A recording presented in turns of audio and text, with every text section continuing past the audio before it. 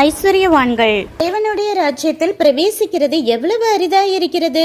ஒரு பணக்காரன் நிறைய சொத்தும் தானியங்களை சேர்த்து வைக்க பெரிய களஞ்சியமும் கட்டின பிறகு தனக்கு தானே சொல்லிக்கிறான், நல்லா சாப்பிட்டு ரெஸ்ட் எடுத்து இனிமேல் ரொம்ப சந்தோஷம் இருக்க போறேன்னு சொல்லும் போது, இன்னைக்கு நைட் உன் ஆத்மாவை எடுத்துடுவேன், நீ சேர்த்த சொத்தெல்லாம் யாருடையதாகும்னு அவனை பார்த்து தேவன் கேட்கிறார். பணம் சம்பாதிப்பதையே லட்சியமா வச்சிருக்கும் ஒவ்வொரு ஆணையும், ஆண்னாலே சம்பாதிக்கிற மிஷினா பார்க்கும் ஒவ்வொரு பெண்ணையும் பார்த்து கேட்கிறேன், சொத்து யாருக்கு போகுங்கிறது இருக்கட்டும், முதலாவது உங்க ஆத்மா எங்கே போகுங்கிற நிச்சயம் இருக்கா? பணம்னு ஓடி குடும்ப சந்தோஷம் ஆரோக்கியம் இழந்ததை உணராம, பணம் இருந்தா போதும் எல்லாரையும் விட உயர்ந்தவனு பெருமைப்படும் உங்களுக்கு தேவன் எதிர்த்து நிற்கிறான்னு புரியலையா? பணம் இருந்தால்தான் மதிப்பார்கள் என்று நினைத்தால் உயிருள்ள உங்களை விட உயிரற்ற காகிதங்களை மதிப்பவர்கள் உங்களுக்கு தேவையா? தேவனுக்கு கொடுக்கிற இடத்த பணத்துக்கு கொடுத்து அதை விக்கிரகமா மாத்திக்கிட்டு இருக்கிறது உங்களுக்கு புரியலையா?